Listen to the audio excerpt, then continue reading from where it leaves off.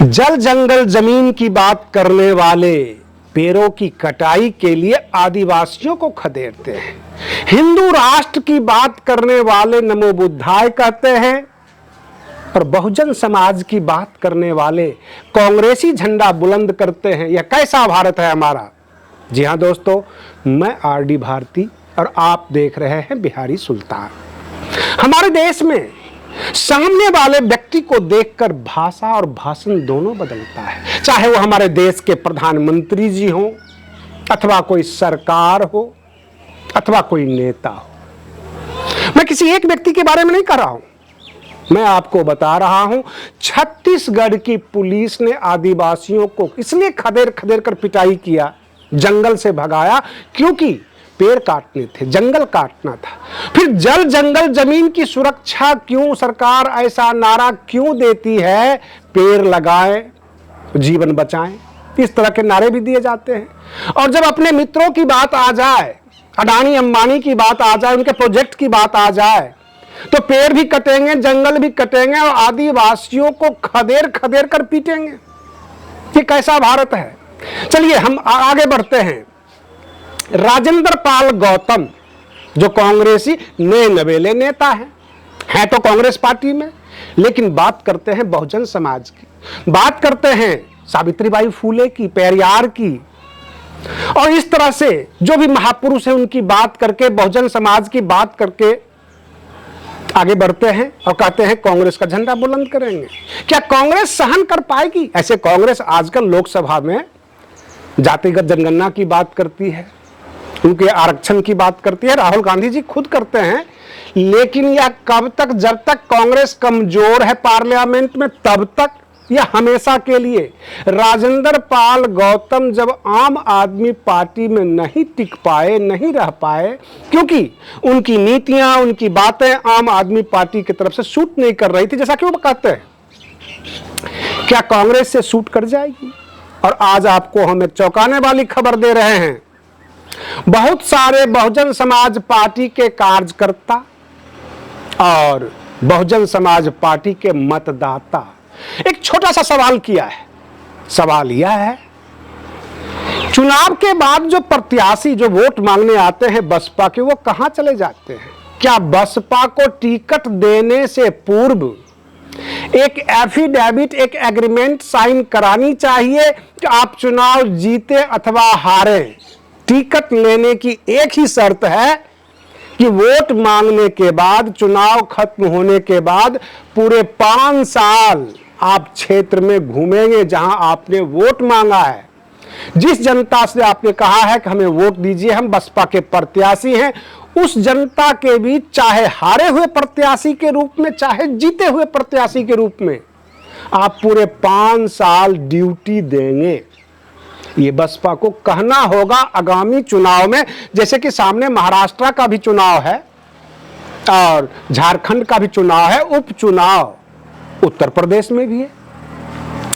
कहने का मतलब यह है, उत्तर प्रदेश में एक समीकरण बना रही है बसपा कि दलित और मुस्लिम गठजोड़ हो, यानी बटोगे तो कटोगे। हर जगह यही हाल होता है। सबसे बड़ी बात यह है, जब देश आजाद हुआ था, ये शोषित वंचित समाज को देने के लिए भारत सरकार के पास कुछ नहीं था, तो फिर फ्री का आरक्षण दे दिया जिसमें कोई पैसा नहीं लगना था।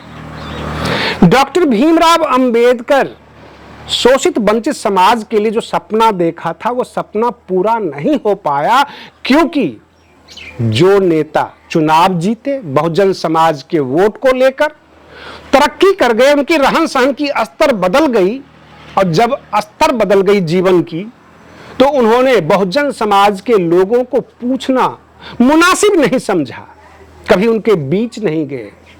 चुनाव तो दूर, कई बार यह भी कहा गया है, लोगों ने आरोप लगाया है कि राजनीतिक दल का नेशनल कोऑर्डिनेटर बनने के बाद भी वो ये समझते हैं कि हम बड़े अहम पदों पर बैठे हैं, और ये जनता जो है ये वोट देकर सदन में भेजती है, पार्लियामेंट में भेजती है। ये जनता ही अपने एक एक वोट देकर ताकतवर जिन्हें बनाती है, वही लोग इन्हें कुछ नहीं समझते, उनके लिए कभी लड़ते नहीं हैं। लोगों ने यह भी आरोप लगाया है उत्तर प्रदेश में मान्यवर काशीराम जी के नाम से जो जिला था, बहुत सारे पार्क बनाए गए, डॉक्टर भीमराव अंबेडकर के नाम से बहुत सारी संस्थाएं बनाई गई। उनका नाम किसने बदला? कांग्रेस ने, भाजपा ने या सपा ने? आप बताइए। हमारे दर्शक बेहतर समझते होंगे। जिले का नाम जो भदोही है, पहले क्या कौन सा नाम था? और रही बात बहुत सारी यूनिवर्सिटी, बहन मायावती जी के कार्यकाल में जो पार्क बनवाए गए थे डॉक्टर भीमराव अंबेडकर के नाम से, वह नाम बदलकर कोई और नाम रखा गया। यहां तक कि बहुत तरह की बातें, बहुत तरह के अपशब्द कहे गए उन पार्कों के बारे में। वो कहने वाले कौन से लोग थे? और चुनाव के वक्त वो ये कहते हैं कि बहुजन समाज के लोग, हमारा एक प्रोग्राम है पीडीए, यानी पिछड़ा दलित अल्पसंख्यक, और जब पिछड़ा दलित अल्पसंख्यकों के लिए कोई पार्क बनाया जाए तो उस पार्क का नाम जो है किसी मिश्रा जी के नाम से रख दिया जाए, उसका नाम बदल दिया जाए। ये कौन से लोग हैं? बहुत सारे अपने भाषण में बहुजन समाज पार्टी के नेता ये कहते पाए गए हैं कि सपा के कार्यकाल में दंगे हुए और भाजपा के कार्यकाल में बुलडोजर चले हैं। बहन मायावती जी के कार्यकाल में ऐसा क्या अनहोनी हुआ है, वो जनता से पूछते हैं, तो आप भी बताएं। तो इस तरह से अपने अपने काम गिनाते हैं, अपने अपने कार्यकाल के बारे में बताते हैं। और सबसे अहम सवाल, बहुत सारे ऐसे नेता जुड़े हैं बसपा से जो अभी भी बसपा के ही हैं, चाहे भले ही 4-6 महीने पहले वो चुनाव हार गए हों, लेकिन अभी भी वो बसपा के ही हैं। यह आश्चर्यजनक घटना नहीं तो और क्या होगी? डॉक्टर रितु सिंह जो चुनाव हार गई लोकसभा में चंडीगढ़ से, लेकिन आज भी वो बसपा का ही नाम लेते हैं, आज भी वो झंडा बुलंद किए हुए हैं। जबकि मैक्सिमम चुनाव लड़ने वाले बसपा के प्रत्याशी जब चुनाव हार जाते हैं तो उनका रंग भी बदल जाता है, उनका जो है भाषण, भाषा सब बदल जाता है। वो आम जनता को जहां वो वोट मांगने गए पहचानते भी नहीं है, उस क्षेत्र में जाते भी नहीं है। विकास की बात तो ही छोड़ दें। ऐसी हर जगह से घटनाएं, हर जगह से मैसेज मिल रहे हैं कि बसपा के प्रत्याशी ही गायब हो जाते हैं। तो बहन मायावती जी को इन पर ध्यान देना होगा। अभी महाराष्ट्र का चुनाव होने वाला है, वहां भी ये टिकट बांटेंगे, झारखंड के चुनाव में भी टिकट बांटेंगे। और जो प्रत्याशी होंगे केवल चुनाव तक ही नजर आएंगे। चुनाव के बाद जैसे ही रिजल्ट आएगा अपनी काउंटिंग का मत प्रतिशत देखेंगे और उसके बाद पूरे 5 साल वो नजर नहीं आएंगे। तो ऐसा क्यों? क्या बसपा अपने पूरे कार्यकर्ताओं को, जो काम करने वाले कार्यकर्ता हैं, उनको टिकट नहीं देती? अथवा हमेशा जो है टिकट लेने के लिए ऊपर से एयर ड्रॉप होता है, हेलीकॉप्टर से लोग उतरते हैं और टिकट ले जाते हैं?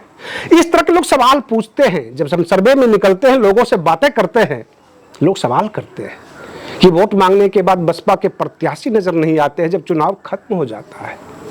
और रही बात ये, बसपा जब ये खुद कहती है कि हम गरीबों की हमारी पार्टी है, हमारे कार्यकर्ता गरीब हैं, हम धन्ना सेठों से चंदा नहीं लेते, हम धन्ना सेठों की तरह चुनाव नहीं लड़ते, तो गरीबों को ही टिकट दिया जाए और पार्टी अपने फंड से उन्हें चुनाव लड़वाए और इस कंडीशन पे चुनाव लड़वाए कि पूरे 5 साल आपको क्षेत्र में रहना है। अगर आप चुनाव जीत गए तो विधायक और हार गए तो नेता प्रतिपक्ष उस क्षेत्र के, और सवाल जवाब करेंगे, हर विकास के ऊपर सवाल जवाब करेंगे। हर जगह बसपा का विरोध सबसे पहले हो, इस तरह का जो है एक छवि क्रिएट किया जाए। क्योंकि देश में राजनीति बदली है, कोई सत्ता में है और कोई मुख्य विपक्ष की भूमिका में है, चाहे वो कांग्रेस पार्लियामेंट में हो अथवा समाजवादी पार्टी उत्तर प्रदेश में हो और ये कह रही हो कि हम जो है मुख्य विपक्ष हैं।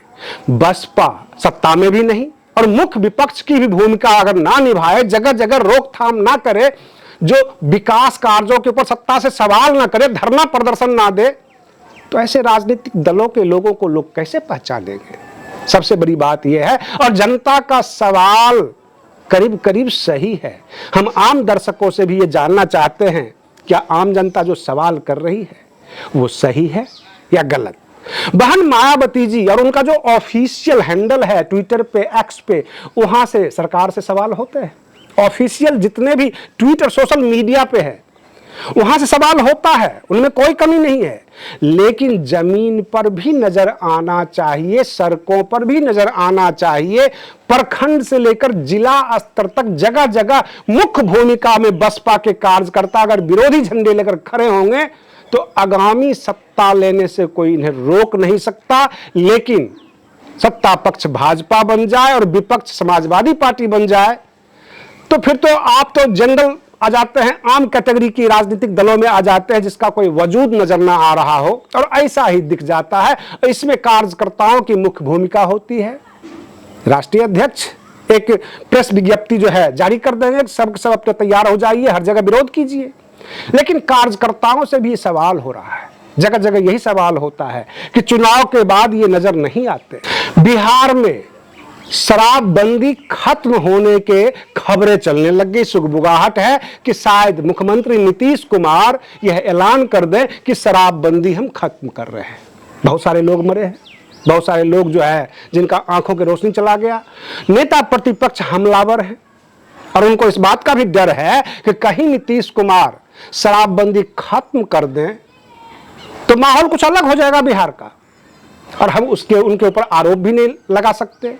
उधर जो नेशनल मीडिया है वो पाकिस्तान, हमारे देश के विदेश मंत्री एस जयशंकर, उनकी विजिट, शहबाज शरीफ से मुलाकात, इस तरह की खबरें दिखा दिखाकर लोगों को राष्ट्रवाद से जोड़ रहे हैं।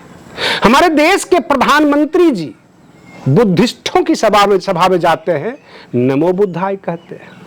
जब विदेश जाते हैं तो ये कहते हैं हम बुद्ध की धरती से आए हैं, वहां ये नहीं कहते हैं कि हम श्री राम की धरती से आए हैं। तो फिर देश के अंदर लोगों को गुमराह क्यों किया जाता है, ये देखना है। ये राम राज्य होगा या बुद्ध राष्ट्र होगा, आगे इनका प्रोग्राम क्या होगा। आज के लिए बस इतना ही। आप बने रहिए बिहारी सुल्तान चैनल पर। हम फिर मिलते हैं अगले वीडियो में, तब तक के लिए धन्यवाद।